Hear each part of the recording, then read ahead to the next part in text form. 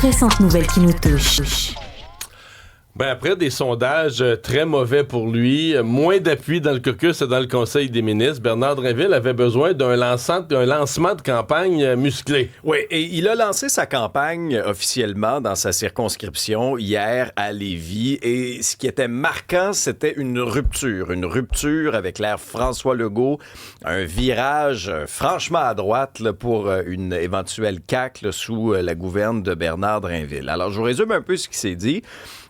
Bernard Drinville a entre autres dénoncé la croissance de l'État depuis 8 ans, dénoncé les subventions distribuées aux grandes entreprises étrangères comme Nordvolt, a lancé quelques flèches à Christine Fréchette aussi, et il a dit que c'était lui la voix du changement, c'était lui le candidat du vrai monde. Et il est allé même plus loin en disant que la CAQ avait perdu la confiance des Québécois parce qu'elle avait trop souvent changé d'idée, petit clin d'œil au troisième lien, a ouvert la porte aussi à une clause grand-père là, pour une partie des immigrants temporaires avec l'abolition du PEC, là, le programme de l'expérience québécoise. Et Mario, t'étais dans les grands honneurs hier, là. Il t'a cité, il a cité la DQ, coudon. Ça, y a-tu une photo de Mario sur sa table de Quand ils ont fondé la CAQ en 2012, la DQ, c'était comme Voldemort. Là. Fallait pas prononcer le nom. Parce que c'était synonyme de défaite électorale répétée, de risée des médias montréalais, etc. Fait que si on voulait gagner, il fallait pas parler de ça. Mais là, c'est le candidat des régions puis du vrai monde. Ben oui. Là, c'est qui, mais c'est comme le bon vin, là, c'est en vieillissant. Finalement, c'était pas si payant. C'était pas si ridicule, finalement. Hein? Mais ceci dit, ce qu'il a réussi, pour moi, la phrase clé de son discours, qui est quand même, en termes t'as utilisé le mot rupture là, avec la CAQ. Il dit, moi, je suis pas ici aujourd'hui pour vous faire un discours avec le slogan « Continuons ». Je le paraphrase, pas les mots exacts. Mais « Continuons », c'est le slogan de 2022. Oui. Là. Il dit, moi, je suis pas ici pour vous dire « Continuons ». C'était doublement efficace. Mais les sondages de vendredi, samedi sont terribles pour Bernard Drinville parce que les trois aspects, il les a pas. Il n'y a pas la majorité des députés et des ministres. C'est Christine Fréchette qui les a. Sur le taux de confiance, c'est Christine Fréchette qui l'a. Puis sur l'autre question, qui est peut-être la plus sensible, face aux adversaires, là, face au PQ, face aux libéraux, qui performerait le mieux, c'est Christine Fréchette et de loin. Ah bah oui, et de loin, parce que je vous résume vite fait là, ce sondage léger-là en fin de semaine, là, qui serait le meilleur pour remplacer François Legault auprès des sympathisants de la CAQ. Mme Fréchette récolte 59 contre 22 pour Bernard Drinville. C'est 3 pour 1. Alors, c'est 3 pour 1. Mais l'autre question, celle-là est importante, mais l'autre question que les membres, que les militants, je devrais dire, regardent encore plus, c'est, OK, si on s'en va à la guerre, là, qu'est-ce qui arrive? Bon, alors là, état de situation actuel là, sous François Legault. Okay? Le Parti québécois a 32 moins 3. Les libéraux ont 26 plus 6. La CAQ a 17 moins 2. Okay? Les conservateurs d'Éric Duhaime, 14 moins 2. Si on met Christine Fréchette dans l'équation, okay? Le PQ a 30, la CAQ a 25. Et les libéraux ont 21. Ils sont dans la course totalement. Ils sont dans le mix, là, comme dit Martin. Sont dans le mix. Comme on dit pour les Canadiens. Et Bernard Drinville, si on le met dans l'équation, le PQ a 34, les libéraux ont 24 et la CAQ a 15. Donc, il fait pire que François Legault. Bon. Ça fait mal. Absolument. Ouais. Quand tu as ces chiffres-là, tu es Bernard Drinville, faut que tu te démarques. Il faut que tu donnes un grand coup de pied dans le canisme pour essayer de brasser les choses. Et c'est ce qu'il a fait hier. Il y avait... Parce que l'affaire, là, je fais le lien, l'affaire de Bernard Drinville, il faut revenir aux racines. Un parti qui veut moins d'État, un parti qui veut moins de dépenses, moins de subventions, plus à droite. Sauf que cet électorat qu'a perdu la CAQ n'est pas resté indécis dans les sondages depuis ce temps-là. Une bonne partie est allée à Éric Duhaime. Si Éric Duhaime était rendu dans certains sondages à 15, 16, 17 %, l'électorat est rendu là. Éric Duhaime était lui-même en congrès en fin de semaine. Oui, et il a lancé une flèche à Bernard Drinville. Les deux se connaissent très bien, ils ont fait de la radio ensemble. Ils disaient, Bernard, t'as-tu vraiment fait un virage à droite en 24 heures? Là? C'est-tu vraiment ça que tu nous annonces? Alors ça, il a ironisé. Puis il a attaqué aussi Paul Saint-Pierre Plamondon là, en dénonçant même personnellement l'arrogance de Paul Saint-Pierre Plamondon, lui qui s'était qualifié d'un gouvernement en attente. Alors ça avait pas très bien passé. Éric Duhaime, qui était au manoir du Lac-de-Lage, entouré de 200 militants, il a rallié ses troupes en vue des prochaines élections. Il a présenté 10 nouveaux candidats supplémentaires dans plusieurs circonscriptions aussi. Et Éric Duhaime s'en est pris, oui, au Parti québécois, mais à la CAQ aussi, en mettant de l'avant quelques-unes de ses propositions, notamment la construction de prisons, la création d'un registre public des délinquants sexuels et dangereux, où même leur adresse figurerait. Sur l'attaque à Paul Saint-Pierre Plamondon, c'est quand même... comment je dirais ça? Parce que tous les partis nous disent ça, là, nous martèlent en privé. Hey, là, le PQ, Paul Saint-Pierre Plamondon, il est rendu arrogant. Mais aucun le dit publiquement parce qu'ils se disent les Québécois n'aiment pas les attaques personnelles. Et lui, il s'est pas gêné. Ouais, et là, est-ce qu'il a bien fait ou mal fait, mais il a osé, là. Il y a une espèce de montée au... Parce que les 3 mots-clés que je retiens du discours, là, c'est arrogant, prétentieux, puis déconnecté. Puis, tu sais, il est allé à fond de train. Alors, est-ce que ça va être un boomerang qui va revenir sur Éric Duhem en disant ce genre d'attaque personnelle? Souvent, au Québec, on n'a pas aimé ça. Ce sera à voir, mais disons qu'il est, comme on dit, il est monté au front. Pendant ce temps, oui, ça c'est les conservateurs à Québec, mais les conservateurs à Ottawa, eux, avaient une fin de semaine d'extrême importance. Ils gardaient ou pas leur chef. Ouais, et Pierre Poilievre va vraiment commencer sa semaine avec un énorme poids de moins sur ses épaules, bien en selle, pour reprendre un petit clin d'œil albertain. Pierre Poilievre qui a remporté son vote de confiance, 87,4% vendredi soir à Calgary. Alors, c'est un mandat très clair à la tête du parti. Visiblement, les militants n'attribuent pas la défaite électorale de l'an dernier au chef, mais plutôt au contexte actuel. Beaucoup de défis quand même à venir, c'est-à-dire éviter d'autres défections. Il y en a quand même 2 de ces députés qui ont quitté le navire l'automne dernier pour aller chez les libéraux. Mais je ne sais pas si toi, ça t'a marqué, mais on sentait vraiment un changement de ton là, dans son discours, parce qu'avant le vote de confiance, Pierre Poilievre s'est adressé aux militants, a fait un discours, autant où dans la dernière campagne, puis dans les mois qui l'avaient précédé, là, c'était le Canada était brisé, on était vraiment là, dans le négatif.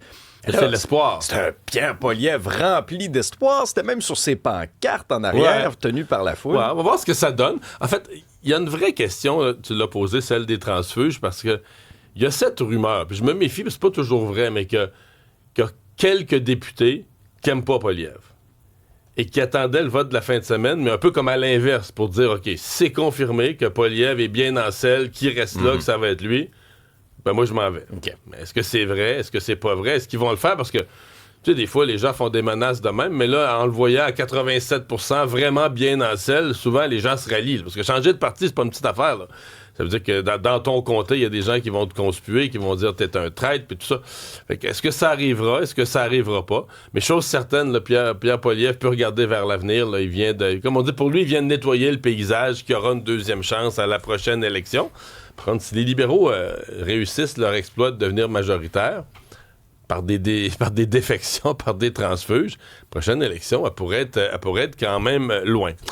Bon, les signalements de nid de poule à Montréal, ça explose, fallait s'en douter. Oui, comme ton pneu, Mario. C'est bien dit. Toi, tu y as goûté aussi, hein? C'est à la une du journal ce matin, là, les plaintes au 3-1 qui explosent. On parle d'hiver record pour les nids de poules. C'est un sommet inégalé, en fait, en plus de 10 ans. Quelques chiffres. En janvier, il y a 4100 signalements qui ont été faits au 311 ou encore sur l'application mobile, selon les données fournies par la Ville. C'est 5 fois plus que pour le même mois l'année passée, en 2025. Et mais le ça pourrait être encore plus, là. C'est parce que les gens n'ont pas le réflexe de... Non, je veux dire, juste quand tu sors du pont Jacques-Cartier, là, de Lorimier-Sherbrooke... C'est épouvantable. C'est épouvantable. Ça nuit à toute la circulation parce que les gens repartent à la lumière verte puis ils peuvent pas aller vite, zigzag. Mais je veux dire, à la limite, je dirais, il doit passer 5000 personnes par jour. Les 5000 devraient faire le 3-1. Il y aurait 5000 appels, pas dans le mois, il y en aurait 5000 par jour. Réponse de la Ville de Montréal. La hausse des signalements peut s'expliquer par son appel à la population à les signaler et par la simplicité du processus sur l'application. Ben oui. Ou ça se peut-tu que l'explication soit que la Ville est cabossée puis elle est pleine de trous puis on s'en rend compte un peu? Ça se peut... Non, mais ça se peut-tu que ce soit juste ça? Ouais. Mais il encourage les gens à signaler. Mais ils me font rire, moi, dans leur réponse. Ah, la sensibilité. Visiblement, nos outils fonctionnent. Ben non. Mais je répète ce que je disais la semaine passée pour Mme Martinez-Ferrada. Là. C'est cette année, elle a une excuse. Elle arrive, les machines étaient brisées. Mais dès octobre-novembre prochain, je veux dire, la population va s'attendre à dire OK, là, t'es au pouvoir, t'as eu un été, es-tu prête là, à déneiger, à t'occuper de la ville, à réparer les nids de poules? Il y a vraiment une pression. La première année, on comprend que c'est l'état dans lequel l'ancienne administration te laisse la ville, mais il n'y aura pas cette patience-là 2 fois. Justine, il y avait... La semaine passée, on se disait le Canadien, c'était la semaine de tous les dangers, rencontrait 3 grosses équipes. Ouais. Incroyable ce qu'ils ont accompli, 3-3. Écoute, je pense que le Canadien a prouvé dans les dernières semaines, derniers mois, qu'ils sont capables de faire face aux meilleures équipes de la Ligue nationale. On fait taire les critiques, tous ceux qui ont douté aussi. Puis je pense que dans la dernière semaine, ça a été vraiment un exemple de ça. Samedi, c'était Buffalo qui était devenu... On se demandait ce que ça allait devenir quasiment un complexe. Ils avaient perdu 2 fois de suite contre Buffalo. Ben, pas seulement ça, c'est l'équipe de l'heure depuis le 9 décembre, depuis qu'ils ont changé le directeur général à Buffalo. Si ma mémoire est bonne, c'est 21 victoires, 3 défaites, 1 défaite en prolongation, quelque chose comme le ça. sport, Justine. C'est incroyable. Ils ont changé le DG. Oui. C'est même pas le coach. Ça, c'est au 2e étage de l'administration. C'est à ça a ne changé, rien ça a comprendre. changé l'état d'esprit. Ça veut dire que les joueurs, là, c'est les mêmes joueurs. Ils sont pas meilleurs, mais ils sont meilleurs. C'est-à-dire qu'il y a un état d'esprit qui s'est créé. C'est le même système de jeu, c'est le même entraîneur-chef avec cette vieille mentalité-là et soudainement, tout fonctionne. Mais tu sais, quand on regarde la formation des Sabres de Buffalo, il n'y avait aucune raison pour laquelle ça ne fonctionnait si mauvais, pas. ouais. Ben oui, il y a tellement de talent.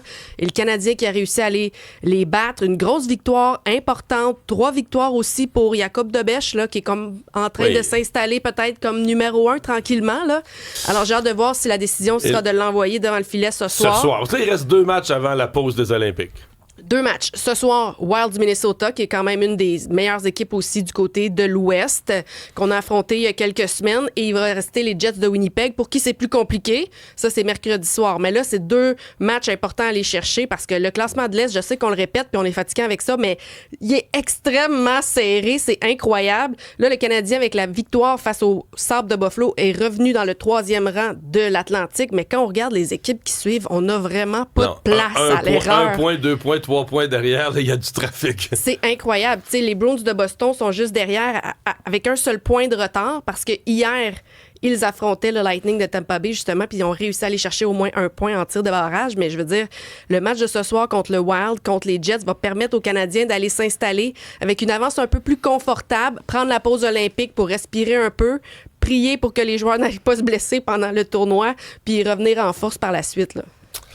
On va surveiller ça ce soir, merci. À tantôt. Et aux Grammys, hier, ça a été politique quand même. Hein? Très, très, très politique. Là, on parle pas ce matin du fait que Kendrick Lamar a remporté 5 récompenses ou Bad Bunny 3. On parle vraiment du remerciement de Bad Bunny. C'est arrivé assez tôt dans la soirée quand il est monté sur scène une première fois où il s'est exprimé contre l'ICE, la police anti-immigration. Et ça, ce matin, ben, ça fait le tour. Là. Tout le monde parle du discours de Bad Bunny. Before I say thanks to God, I'm gonna say eyes out. We're not savage, we're not animals, we're not aliens, we are humans and we are Americans. The hate get more powerful with more hate. The only thing that is more powerful than hate is love. Alors, on n'est pas des sauvages, on n'est pas des animaux, des extraterrestres, on est des humains, on est américains. La haine devient plus forte avec la haine. Il faut encourager l'amour pour plus de Mais pouvoir. on se demandait quand même, parce que Bad Bunny chante au Super Bowl. Ouais. Donc, il fait le spectacle de la mi-temps. Ouais. Fait qu'on aurait pu se demander, est-ce qu'il va être, plus rassembleur, essayer de garder...